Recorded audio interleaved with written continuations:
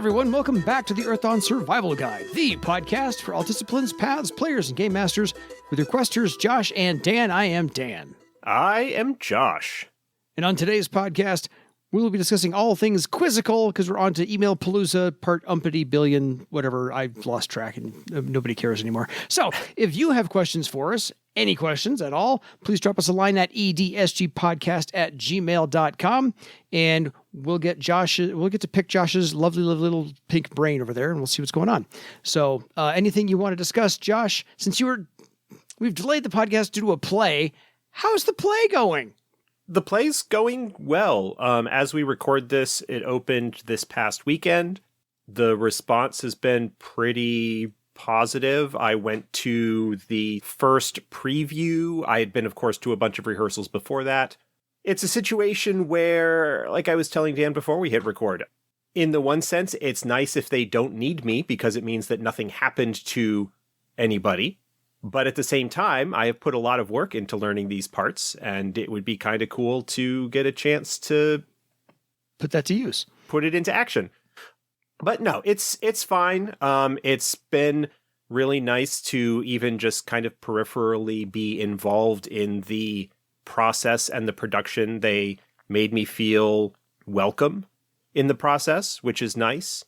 And I got a very lovely little card from the director opening night, thanking me for my work and expressing how she felt supported by, seeing me in the room and being involved and attentive and being aware of what's going on. So, yeah, it's cool. I hope it opens up future possibilities with them. I don't know that I'm going to be doing anything more with them for the rest of this season. I think they've got like 3 more shows that are going on. But then, maybe in the summer or whenever they do their sort of casting call, like the general auditions sort of thing, they will, I'll go in and maybe I'll get a chance to work with them in the future. Fair. Well, as in acting, you're only as good as your last role. So as long as you get the nice note and you're putting forth the effort, then they will look at that for your next role. Yeah. So I'm all down for that. Congratulations again on doing the work that I know you love to do.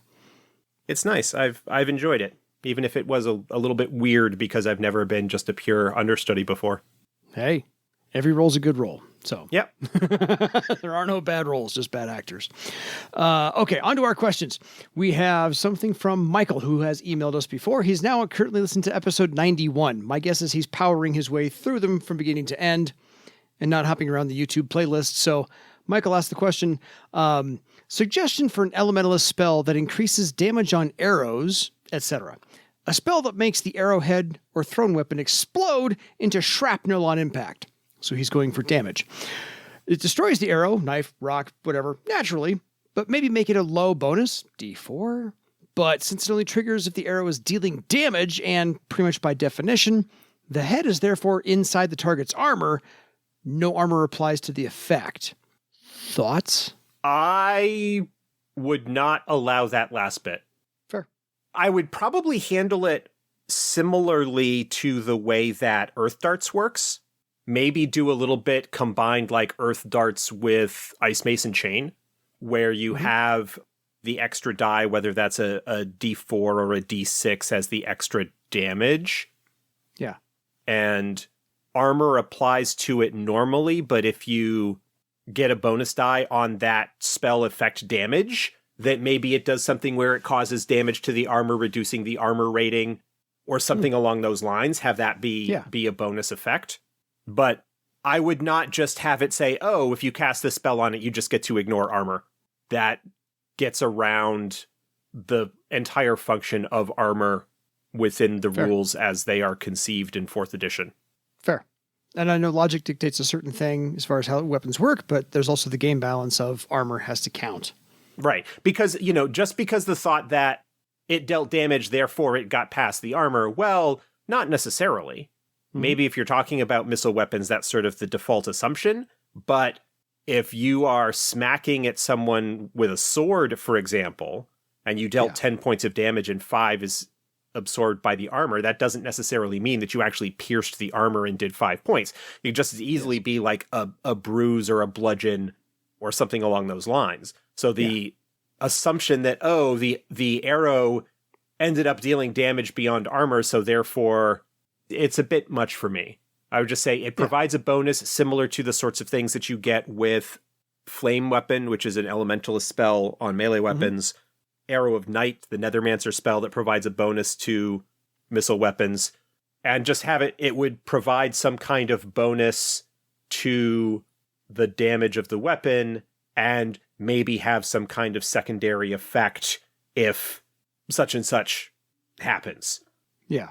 If it's a D4 bonus damage and you get a bonus die, adds a D4 to the weapon damage, and if you get a bonus die, then it causes a reduction in the armor that needs to be repaired, as opposed to Earth Darts, which is just a temporary reduction in the armor value.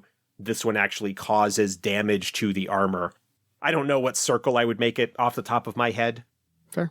I know that there are some other talents or such effects that do cause damage to armor, and I would look at those to get a sense of what sort of thing you'd be looking at. Fair. That's not a nice precedence for balance, at least. And something to play off of it, which is what I always do to adjudicate new creative It's ideas. a neat little idea. So I just would not allow it to completely ignore armor. Fair. No arguments here. Next question. He has a couple of good reasons to explain to an argumentative player why Flameweapon cannot be cast on an arrow. I'm assuming he's looking for your feedback on these, and he's got a few options, and I like most of them. One, the entire arrow, except where you're gripping it, is ablaze. Do you really want that touching your bowstring? Number 2, Flameweapon is on the weapon or wielder's system. The flame goes out as soon as the weapon leaves your hand. Or 3, do you want the swordmaster you're fighting to be able to disarm you and then proceed to kick your ass with your own flaming weapon? I mean, so why Flameweapon yeah, can't be cast on an arrow? If you need some kind of hand wavium to explain that, my response to an argumentative player who's saying, well, why can't I cast Flameweapon on a missile weapon is the spell is not designed to work on a missile weapon. Yes. That's it. Spells, by their nature, need to be pretty specific. I am known to be a little bit of a generous game master and allow maybe some creative stuff, but that attempt, that use, the spell description says you can't do it. That's why you can't do it. Yes. That's it. It has to have The spell is designed to have a melee weapon to cause additional damage, fire damage on a melee weapon. Yes, there are constraints. That's what it is supposed to do. If you want a spell that does something similar to missile weapons, you could come up with one, but it would have to be a separate spell. Yes, entirely. So we actually... Maybe the thought is, because there's nothing in the spell description that says, if the person wielding the flaming weapon drops it, the flames go out. Like, there's nothing in the spell description that says that.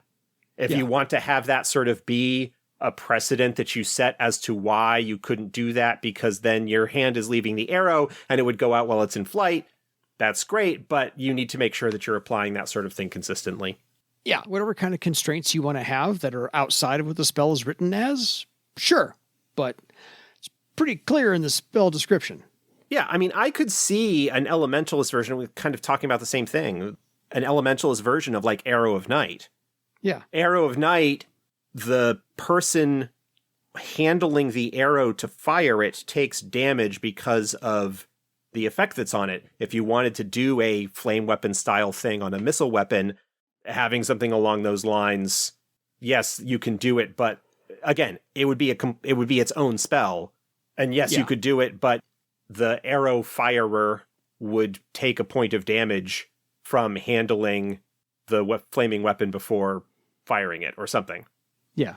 So either way, I don't see any huge glaring errors with any of those reasons. No, but the spell's not designed to work on missile weapons. If you want one that does, well, let's work together and kind of come up with one, but it would be its own spell. Yeah, agreed. Fair. We got one of our very few corrections from one of the Council of Joels on episode 238, Tournament Troubles. He was mentioning, basically in just a retort, they were talking about only 3 counselors because they realized the 5 thing was getting kind of creepy. Yeah, it is only 3 counselors, only 3 members of the council in Travar, not 5. 5 is a very common number, but yes, there are only 3 members of the Founders Council, or whatever it's called. Fair. So we got a bunch of questions. A question about Weaponsmiths real quick, or a comment at least. So one of the drawbacks of Weaponsmiths is how much time their talents take, probably in downtime. Here's a suggestion, and Josh, roll this around your brain for a bit. If a party has a weaponsmith in it, every other party member should probably pick up the alchemy skill and pool their resources for a good lab worth of equipment and herbs and whatever else comes in that. Then everybody can profitably spend their time making potions while the weaponsmith does their thing. Thoughts? Yeah. If people are finding themselves without things to do while the weaponsmith is forging weapons, which is what I assume that they're referring to, the common refrain being, well, the weaponsmith's cool stuff, forging weapons, like, takes a whole bunch of time, and the other characters don't really have anything to do. Yeah, okay, I understand that, and maybe if somebody has an interest in it, that they pick up alchemy and kind of do that as their downtime. But there's other activities that can be done during downtime. If you've got thread weapons that you need to advance, maybe somebody will have item history and be able to use that. Or an item history having been done, maybe some people go to the library to do some initial research to perhaps try and figure out how to track down the test knowledge, the answer to the question that would be needed to advance that. In my home games, one thing that would frequently happen if one person had a lot more training and whatnot that they wanted to do, other characters would, especially if they were in a populated, a large population center like Bartertown or Thrall or Travar or Yorupa, someplace like that, once they have a few circles under their belt, is training lower circle adepts. Go make some money that way. Yeah, that's what I'm going to do. I'm going to find a lower circle adept that is looking to train to circle up, and I'm going to train for them, and I'm going to earn some spending money that way. Downtime is something that can be, I don't want to say rushed through, but can be handled relatively quickly. Yeah. It comes up all the time that weaponsmiths are really cool, but the problem is that they require a lot of downtime. They require a lot of time in order to take full advantage of what they can do. They require a lot of downtime, of non-adventure time. And in addition to that potentially being boring for the other characters, it also is a problem, as is item history and the other related things that take time to perform and research and whatnot. What if you're on some kind of time crunch? What if you don't have the luxury of taking 3 weeks to do stuff because there's this time situation? And my response to that is, well, maybe you need to rethink the timescales on your world-threatening calamities. Yeah, fair. That's just me. I'm like, I give the player characters time to do what they want to do.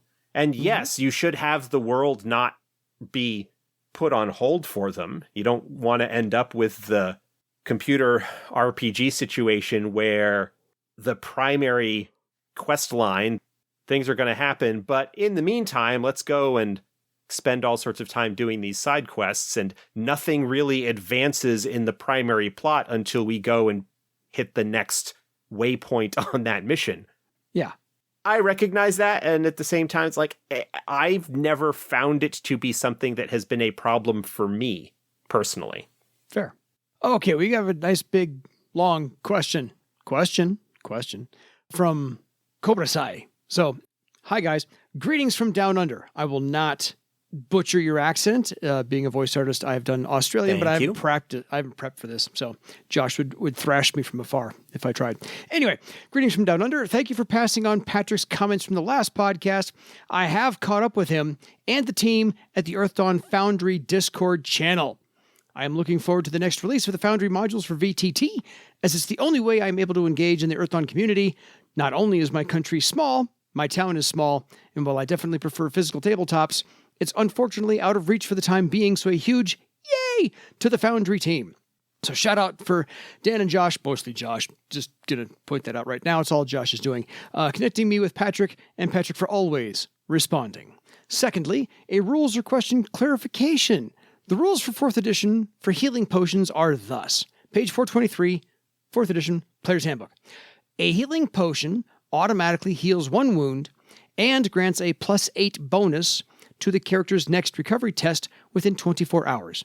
If the character has no recovery tests left when ingesting the potion, he may choose to make an immediate recovery test with a step 8 2d6. This seems to penalize characters with available recovery tests because they are restricted by the healing rules that state that characters must also wait at least 1 hour after engaging in combat before they can make a recovery test. Page 381. So that means in the middle of combat, if you have no recovery tests and you consume a potion of healing, you will heal a wound and a step 8 recovery test. However, if you have a recovery test available, you are restricted by the combat rule that you cannot use a recovery test until 1 hour has passed. At that later time, you'll get the step 8 bonus. I generally don't do homebrew or house rules at all because 99% of the time I trust in the holistic balance of a system. But this one I don't understand. If the healing potion will grant healing in the form of a step 8 recovery test immediately, then shouldn't that apply whether you have a recovery test available or not? I have been house ruling this as if you consume a healing potion and you don't have access to a talent like Fireblood, which as stated supersedes the waiting time for recovery test. Then even if you have an available recovery test, you may still make the step 8 healing test in addition to the wound recovery. I am wondering why the item has been designed this way. I feel like I am missing a reason why it shouldn't work this way. I don't have an answer to that part of the question. Fair. Because that's how the healing potion has worked since the original days. I'm pretty sure. It rings a bell. I don't think... That seems to me to be the way that it always worked. I've got the PDF of the original 1st edition book right here. Go for it. Character may use a healing potion whether or not he has a recovery test available. If a character has no recovery tests left, the healing potion heals one of the character's wounds. He then makes a recovery test using step 8 for the effect of the healing potion instead of his recovery test. I think, and I'm not sure why, just having read the original reading on that, the thought that it allows you to do that right away is something that was added in as a later interpretation. The healing potion always granted you the step 8 recovery test if you didn't have any recovery tests left. Yeah. The original ruling doesn't actually say that it allows you to make that test right away. It's just essentially giving you like a bonus step 8 recovery test if you don't have any available. Yeah. My instinct, how I would handle this in the future, if I ever got around to running a game again, a traditional game and not a one-shot. In a one-shot, I would probably be more flexible with it because those tend to be on a much shorter time scale kind of thing. For 4 hours, yeah. Well, yeah, but just in terms of like within the game, within the framework of the actual time happening within the adventure, how much time actually is there between the point where the adventure picks up and the storyline that flows? Is it something where there's going to be a lot of between encounters time where recovery tests would normally happen or that sort of thing? Or is it going to be something that's a bit more like action packed? I would be inclined to get away from it immediately grants you the step 8 recovery test. I would say that it heals the wound right away. That's something that I think is fine. But I would say that if you don't have any recovery tests available, it essentially grants you a step 8 recovery test, but you need to use that under whatever the normal circumstances for using a recovery test are. Out of combat for at least a minute, so forth and so on. Out of combat because I'm in combat, I'm hurt, I'm going to chug a healing potion kind of thing. That's the way that I would handle it. if you want to deal with it that if you want to drink it in combat and you're going to allow it to happen right away and just grant the step 8 recovery test at that time, and it doesn't cost one of the characters' recovery tests, but it also doesn't provide a bonus to a future recovery test that they make or something, I don't really have a problem with that either, as long as you are consistent with it one way or the other, because I absolutely recognize the problem here in that it seems like, because of the way that it is written, that it's not fair. Somebody has more recovery tests available, therefore they don't benefit from a healing potion the way that somebody who has fewer recovery tests does. Yeah. There's a lack of consistency there that I completely understand as something that could take people out of it. I would be inclined to go the other way and say you can't use it in combat barring other magic that would allow you to use a recovery test that it grants the bonus to. I'm pretty sure there's errata, whether it's in the more recent PDF printings or if it's just in the errata doc, that a lot of the in-combat healing stuff like Fireblood, for example, is specifically states that while it costs a recovery test, it is not a recovery test and therefore does not get the bonuses from things like booster or healing potions, etc. Yeah. It just removes one of the ones you have available that day. Yeah. And part of that is the confusion between recovery test as a resource and recovery test as the actual test that you make at that point. Yeah. And I think just like a little bit of a renaming or something to clarify. There's 2 or 3 words that would help clarify it, but yeah. I personally would handle it as you can't use that bonus recovery test that it gives you during combat. It's subject to the same limitations of any other recovery test that you would make. But if you want to allow it to just grant you that step 8 recovery test in combat, that's probably fine too, as long as you're sort of consistent about it. Let me try and parse the 2 of them together. How about, I like your idea of the healing potion grants you the immediate wound recovery. Done. That's the immediate part. When you're out of combat for a minute, when it's finally died down and initiative is over, then you can actually do the healing test that it gives you if you don't have one at the step 8, because now you're rested and the liquid's digested, whatever. I don't know. Something along those lines. It's magic. I don't think we need to get too into the weeds on it, but no. One way or the other, I don't have a problem with it. I'm not sure exactly because I haven't done the extensive research to find out when that clarification of making an immediate step 8 recovery test came into the lexicon. It's clearly not in the original text. It just says that if you don't have one, it allows you to make one. So I don't know why exactly or when it had the thing that happened, but that's the way that I would approach it. Fair. So we've been able to kind of give you a nice, easy answer about that one. We got a bunch of emails, and which is just fine. We don't mind a bunch of emails. That helps with our inbox. And he just happened to send one email at a time, as I'm guessing Eli was burning through episodes. So, which is fine. We'll take a bunch of emails. Either you can have like 8 questions on one email or 8 emails with 1 question each. We don't care. We'll figure this whole thing out. From Eli. Greetings. My name is Eli, and I'm a latecomer to the podcast that played Earthdawn in the 90s, and I love it. I have a question for you, and I thought to tell you in game for fun. So, greetings from the Travar. The Scourge destroyed many things as the horrors came from the other worlds. If there is world of the dead or land of elemental fire around an aware living earth, how did those worlds survive? Did the horrors target this world and land alone? Could it be that the elemental spirits come from different places on Earth? Can it be that the dead spirits of all things go to the core of the Earth, and to reach it the horrors need first to destroy its crust? Multiple questions there. Yeah, I don't know. When it comes to the elemental planes, those are alternate realms, alternate netherworlds. There's a little bit of information on them in the original Magicka Manual of Mystic Secrets from first edition. And it doesn't give any indication that those places would be subject to the horrors or that the horrors attacked them.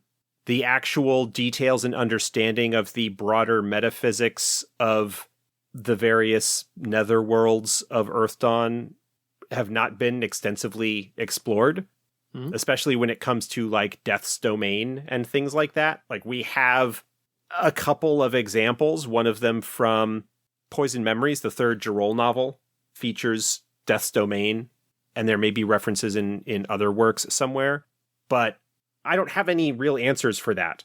Fair. There is certainly a strong impression that I get that the horrors, if there are other worlds that have a high enough magic level for them to cross over and survive in it, that they might go there. But it's all weird, esoteric, extra dimensional stuff.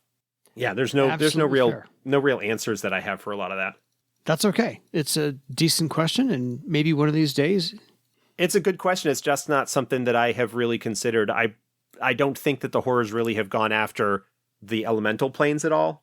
But as far as other nether realms, the only information that really exists about them is what's in the first edition Manual of Mystic Secrets, the original magic source book. And I haven't looked at that in a little bit to find out exactly what's going on. Oh, it's been a long time for me as well. So, right there with you. Okay, so he wants to tell us that he's training a bunch of new players, the Earthdawn system, thinking of some of the ideas from the West Marches campaign.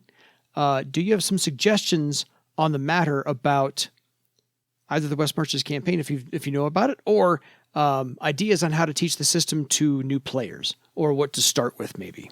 I don't really have a lot of thoughts on West Marches. I've never played in any of those games. The premise behind that is it is a shared setting, and there are some ground rules that are in place for how that shared space is explored. Mm-hmm. As I understand it, and I could be off on some of the details here, the premise of the West Marches is that all of the player characters are in Thrall/Bartertown. It is not long after the Scourge, so much earlier in the timeline compared to like official, certainly 4th edition, but probably even 1st. And that a GM will like come up with an adventure based on rumors or ideas that the players submit, and a group of players will come together and go on that adventure. But the general hope and expectation is that each of those adventures will sort of just be a single session and allow people to return to home base after that. Mm-hmm. And so that then when somebody else is doing it, you don't necessarily have the same player characters going out together all the time, that it's kind of like the population of adepts that are in the area, and some of them will work together more frequently than others just because of the way that human scheduling works out. But that's the kind of idea. I have no idea how they would necessarily approach teaching somebody the game. Mm-hmm. My thoughts on it are trying to keep it simpler. I have taught a lot of people how to play Earthdawn at one-shots and at, convention one-shots and so forth over the years.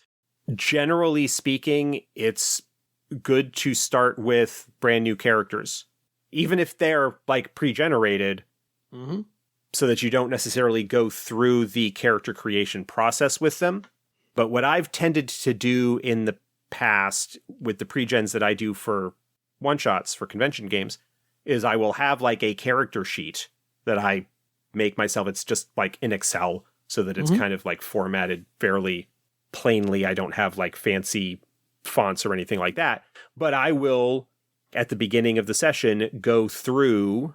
At the top of the sheet, you've got your discipline. This is like your character class, but a big part of it is that they're all magical, and the characters unlock that magic by having a particular mystical mindset towards the world that allows them to access and shape the magic of the world within that paradigm. And generally, the convention day game, I don't get super into like the deep role-playing aspects of that, but like everybody's magical.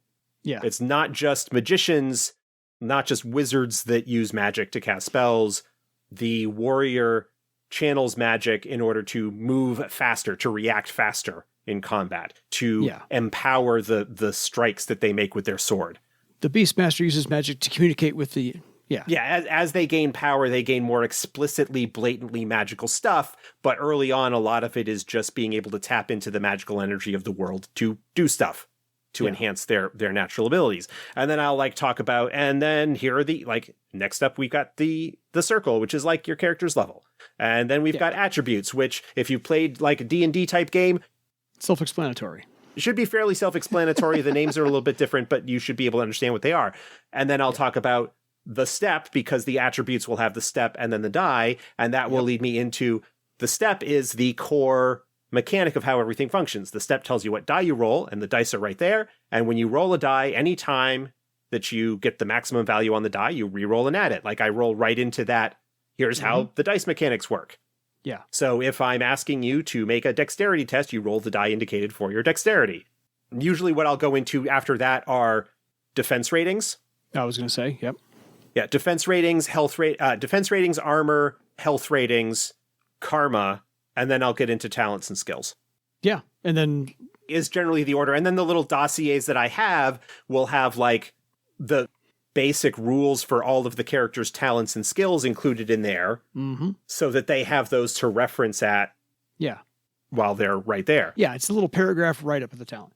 Yeah. What I do is I walk through the character sheet and say, here's the stuff on the character sheet. Here's what this all does. Take a couple of moments to read through the list of the rules for the talents that are included in there. And then we'll just start playing. And as stuff comes up, I will sort of explain it. I tend to have my convention games have a fairly basic combat encounter relatively early on, because it's a really nice way for people to start rolling dice and to get involved. Yes. It's also helpful when you've got, as I often do at my tables, I'll usually have a couple of experienced folks and some new folks. And the experienced people will be able to help out and point out some nice combinations and whatnot to the newer players and stuff like that. Absolutely. Honestly, the system is fairly straightforward. And if you've got people who have some experience with fantasy RPGs, D&D or whatever, cover how things work in the game and then just get right into playing and explain things as they come up and answer questions and whatnot. Yeah. And then the only thing I would bring up after that is weapons, because every weapon has a strength score that goes with it. Just that would be the tail end. Yeah. The character sheets will also have equipment. I'll be and then down at the bottom is the equipment. I'll have the damage steps for the weapons already totally calculated based on the character's strength and everything like that. So the damage dice for the weapon are listed right there with the weapon. So if you hit, then that's what you roll to deal damage. Yep. It's also been very helpful that every iteration of the Earthdawn character sheet actually has a place for the dice that you roll compared to the step number that it's listed. So you don't always have to look it up on the chart. Yeah. Always been very helpful. One of the things that I will frequently do at convention games, especially if I've got more newer players, is do the optional situation where rather than bonuses and stuff modifying the step number, I just have them modify the result, because it saves time people having to hunt and recalculate their new dice and so forth. Yeah, it just makes things a little bit smoother. Everybody can just look at the dice that they have and then just add the results on afterward. Yeah. Exactly. But if you've got newer folk who really like fiddling with the dice table, I'll actually have a separate page of the little dossiers that I give that have the step table up to step 40 or something like that. Yeah. I always love those. And that's one of the better handouts as well, I find, is just here's the step table. They can make notes on their character sheets. They can take them home with them at the end of the day. Yeah. It's one of those things that I've been talking for years about what I do, and I should make them available so people can see what I'm talking about, and I never do it. Fair enough. Because his follow-up question is, where can he find pre-gen characters? There are pre-generated characters in the back of the player's guide. The back of the Earthdawn 4th edition player's guide has a Circle 1 character of each discipline. It's got a Windling Cavalryman and a Orc Archer. I don't know what they actually are, but it's got, each of the core disciplines is represented there as a new character, and it's fairly easy if you want to change what Namegiver they are from the one that's presented there. So there's a bunch. I think the Game Master screen came with a stack as well, didn't it? The packet that came with the GM screen are those same characters, just at circles like 2, 4, 6, and 8. Yeah. Basically giving you higher circle versions of them. Yeah. I, for some reason, suddenly need to have a Swordmaster that they're up against. Well, let me grab this Circle 4 Swordmaster that's already kind of put together in terms of their talent choices and assumptions about like their thread weapons they might have and that sort of thing. Yeah. So that you can like grab one and all of the numbers and everything are already calculated out for you. I don't know that I would necessarily recommend one of those for a brand new character or a new player. Fair. A second circle character is probably fine. They're a little bit more durable. They've got a couple of extra toys to play with. Mm-hmm. It's not like going and handing a new player a sixth circle character where they've got just a whole bunch of talents and they didn't like advance and learn along with them. So it's a little bit overwhelming and they aren't necessarily able to take advantage of the synergies that are in place. But one of the nice things about the advancement, the Circle 1, Circle 2, and that sort of thing, is that you don't actually have a lot to start off with as your character advances and you learn more tools and you kind of accrete abilities and knowledge gradually. You're not completely thrown right into the deep end. Fair enough. So, on to his next question, if I can find it. What do you think happened to Death's Sea when the magic level was low? Like the Third Age? Presumably, when the magic level is low, whatever it is that's causing Death's Sea to be the lava field that it is goes away and it's just water. If we want to take the broader view, certainly at the end of the Fourth World, the end of the Earthdawn era, when we get into more, for lack of a better term, sort of present day, clearly the Black Sea is not a lava field. The story is that it was made the way that it is in order to trap death, but there may be something else that's going on. Perhaps there is like some kind of gate to the elemental plane of fire that's causing it to be the way that it is. Yeah. But I would imagine that when the magic levels are low, that it's just a big inland sea. Fair. Yeah, before the volcano is in constant eruption. I can see that. That's, again, sort of working on the assumption that this is Earth just in a magical time. Yes. You don't necessarily need to go along with that idea. Some people don't like the idea that, oh, it's Earth and whatever, but that's fine. Yeah, fair enough. No worries. This one's actually in character in-game, so we're going to have some fun with this one. Greeting to the great questers. I love to hear your stories while I work hard for many hours at my tower. Will you ever speak on the Thera provinces? But to my main topic. I have a theory on the Ivory Codex, that they have inside and bound into them 5 spirits of man, one for every land. What will happen if one, such as I, will manage to awaken them? Will they call to humanity to build the past from far away, or turn my city into madness?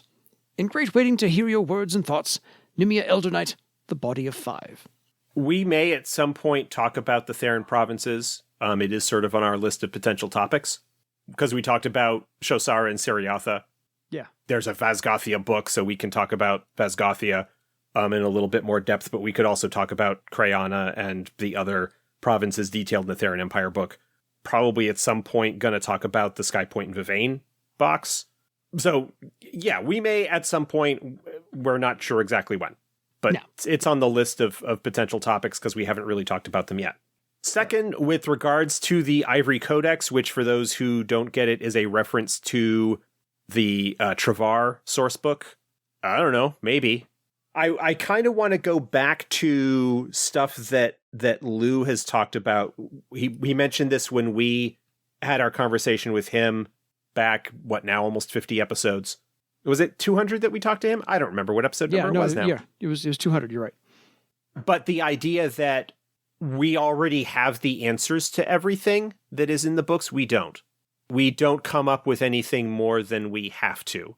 The whole idea of the Ivory Codex, as far as I'm concerned, is to be this weird artifact that has some apparent connection perhaps to an ancient civilization or civilizations that might potentially provide hooks or MacGuffins or whatever for a GM to run in their game if they want to run this sort of high-powered, weird, esoteric bit of strangeness.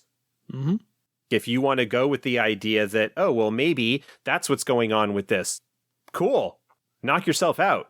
They are sort of a place that potential things could be hooked onto in the future, but we don't have answers to everything. There are some answers that we have in mind for stuff that we are sort of working towards maybe revealing, but until it gets laid down in a book, nothing is solid. If we suddenly come up with a better idea, as long as it makes sense, we can change it. So the Ivory Codex, like, all that is known about that right now is what's in the Travar book. If you want to interpret that as that's what's going on with it, cool. Knock yourself out. Have fun. Go, man, go. Enjoy. Side note, I did figure out what his next question's about. Can you please give me more info on Aardelea, and where in the books can I find info on her? I know I've talked about this on the show before, but I will run through what I can come up with off the top of my head. Aardelea first appears in the adventure Infected. Go ahead and go back. We did an episode on that adventure. I have talked about Aardelea in other episodes as well. That is where she first shows up. There are a couple of adventure hooks or adventure frameworks in a couple of other first edition source books that kind of tie into her story, but nothing like directly. She then appears in Prelude to War. There is an entire section of that epic that is devoted to sort of the newest chapter in her story. And then sort of the next thing that she shows up in, and this is where like the forked timeline kind of gets into things. I don't remember I don't think there's really anything about her in Living Room Games Bar Save at War. I don't recall there being anything about her in that. I don't remember whether any of their later material had anything about her, but it's possible. Well, no, I don't think Bar Save and Chaos had anything about her either. I don't think. But anyway, sure. The next time that she shows up is in a not quite cameo, but small supporting role in one of the adventure frameworks in Empty Thrones, which is the 4th edition sort of epic that we did. There's a storyline that deals in southwestern Barsave on the border between Carafod and Landis, mm-hmm. that she shows up in. It's more there as kind of a, hey, here's what's going on with her now. There's not a lot of exploration that's done or explanation of what might have happened to her in the intervening years between her appearance in Prelude to War and Empty Thrones, but it's more like, hey, here she is. The two big ones are Infected and Prelude to War. The other information about her is more stuff that's just been sort of gleaned as a result of conversations in various online forums and stuff over the years. Mm-hmm. But those two are the big ones. Fair enough. We have a long kind of meandering question also. Same emailer, Eli.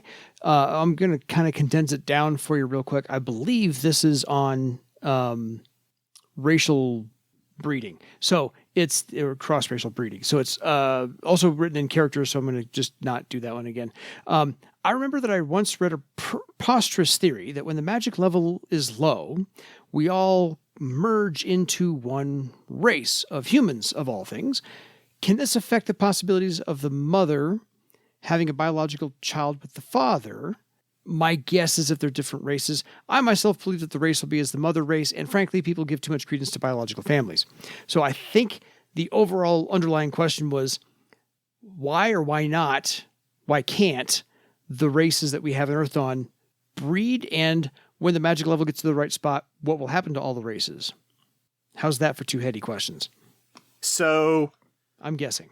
As far as we are concerned, officially speaking, in stuff that we produce in-house, humans, dwarves, elves, orcs, and trolls are interfertile. They can have children with each other. There are no half-elves, half-dwarves. The child will be of one or the other parent.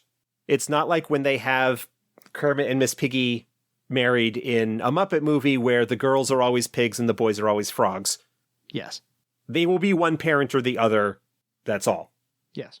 And all of that ties back into the old origins of Earthdawn as being connected to Shadowrun and the metatypes, the meta races in Shadowrun all being magical expressions of humanity. The so-called junk DNA only expresses within the presence of a magical field, and that's what causes the phenotypes to arise. Yeah. That legend, that story in Denizens of Earthdawn Volume 1 in the human chapter is kind of talking about that idea. That when the magic levels are not high enough, everybody is basically human, and when they get high enough, then those various different expressions arise. Yeah. Personally, I am of the opinion that Tiskrang and Obsidimen and Windlings, the other Namegivers that are available in Earthdawn, are not interfertile with each other or the other Namegivers. Yeah. Because, one, the Tiskrang are oviparous. They are egg layers. Reproductive system. They've got a completely different reproductive system and biology. Yeah. I don't consider them to be... They're humans that express into lizard people. Yeah. No. I think they are their own thing. And Obsidimen, likewise, don't actually have any kind of sexual dimorphism or reproduction of any kind. They're birthed out of the side of a mountain. Yeah, they emerge fully formed from a magical... from a large magical chunk of rock. Can't reproduce with that. There is no sexual reproduction that could occur there for them to be interfertile. Which is where the phrase "go pound sand" came from. Just kidding. Yeah. Just kidding. And Windlings, I'm not sure what they are per se, but I don't really buy the idea that in sufficiently magical environments, humans get really, really small and grow wings. They seem to be, again, like their own... They're more fey than anything else. Yeah. If you want to draw on the Shadowrun stuff, they actually originally appeared in Paranormal Animals of Europe. They were called sprites. I remember that. So there's precedent already that they are not something that just kind of appears out of the base Homo sapiens stock in a magical thing. They show up from somewhere else, whatever that may be. Yeah. That's my thought of it, to kind of summarize all of that. Fair. Like I said, I did the best I could to parse, because I'm pretty sure English is not his first language, and that is no slight against him. I'm just saying that was kind of a weird phrasing of question, so I wanted to run it by you. The fact that the question was sort of being posed in character makes it difficult to understand, is there an actual question there, or is this just kind of like a role-playing thing of playing a character that kind of thinks that this is ridiculous? Okay, great. Go for it. Assuming the question is sort of being asked legitimately, there was my answer. Fair. 2 to go. How do you recommend adjusting the difficulty of playing with a group of only 2 or 3 players? I would say, in terms of the difficulty, what you need to watch out for are 2 things, I think. 1, you want to make sure that if there is any sort of glaring oversight, anything that is like obviously missing in the player character's choices for the adepts, the disciplines that they're following, that you take that into account in terms of your planning for encounters and whatnot. If you have a group where, for whatever reason, the player characters picked, let's say, a weaponsmith, a troubadour, and a illusionist, that is going to be a very different sort of set of challenges that they can handle compared to if they had like a warrior and a wizard and an archer. Kind of need to see like where the player character strengths lie and make sure that you are not developing encounters that they can't handle because of the choices that they made. That's the first thing. Just make sure that you are not always hitting them in their weak spots. You should occasionally like make things a little bit difficult for them, but if they don't have any social characters, maybe don't throw a lot of like socially based encounters at them. The other part of it is just simply making sure that you are not overwhelming them in terms of the numbers of opponents that they are facing. For a lot of the pre-generated adventures that we have, like the Legends of Barsave stuff, generally the thought is that you will encounter a number of cadaver men equal to the number of players -1 or something along those lines where the numbers are kind of flexible. I wouldn't go outnumbering the group unless you have enemies that are notably weaker than them. And I would look at the section in the GM's guide that talks about how you can sort of compare how a particular opponent or creature stacks up against the player characters in terms of how likely it is that they are going to beat or be beaten by said opponent, and kind of look at those numbers and factor them in as guidelines. One of the nice things about the step system is that you can fairly easily take a look and see, oh, the highest melee weapons in the group is only a step 9. I probably shouldn't throw them up against an opponent that has a physical defense of 15. Their odds of being able to effectively do anything physical to them is slim. Pretty low. Yeah.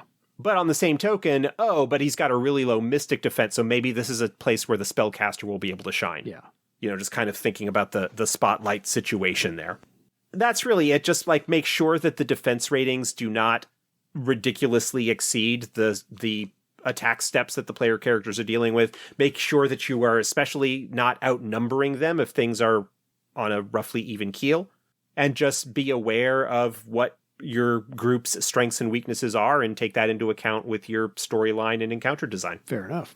Last question for the episode, last question from Eli for this batch. I am going to assume we're going to be getting more. So one of these is coming on later. So he was referencing episode 184. So I went through our show notes to see what he was talking about. I believe this is thoughts on experiences and encounters for newly emerged care dwellers. Here is his question. Are there organizations that handle people that come out of the cares that will help you without indenturing you and so forth? Will they also send caravans to help transport them, make a party for them? There's nothing specific. The closest thing is probably His Majesty's Exploratory Force, I think is what it's called. It's talked about in the Thrall Source book, which is like the organization from Thrall that gets sent out to explore and maybe find cares and places like that. But it doesn't really go a lot into what kind of additional support or whatnot that might take place. There's nothing like really big time formalized in that sense. There may very well be small societies or groups in some of the larger population centers that would do that, but I imagine a lot of that sort of thing would probably end up falling on or being handled by the merchant communities and whatnot that kind of reach out to establish trade and communication with those places. And the extent to which they actually help those that they find probably depends on the particular people involved and how much they want to take advantage of the newly emerged and things like that. Fair. But as far as I can tell, there's no group that goes around, at least not that I've ever read in any of the Earthdawn things, that goes around and lets people know that it's safe to come out of the care and then indentures them too. Well, one of the things that he may be sort of referencing here is what happened in Travar, where leading up to the Scourge, the noble houses, in order to provide shelter to communities that were outside the city, indentured them as a way of them paying off the debt, quote unquote, that they incurred in order to be taken into the shelter.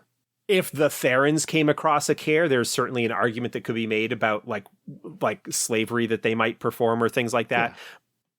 That's something that I think is sort of more handled on a case-by-case basis. You could certainly have a situation where the player characters come upon a community that is from a recently emerged care, where the community is essentially being exploited by a merchant or another organization or another nearby community, to have that be the kind of problem that needs to get sorted. But there's nothing formalized in any of the books that talks about this is a guild, or this is a company, or this is an organization that goes out and does this sort of thing to find kaers and help them out. His Majesty's Exploratory Force in the Thrall Sourcebook, I think, is the closest thing along those lines. So go and take a look there if you want to look up the PDF for that book. Fair enough.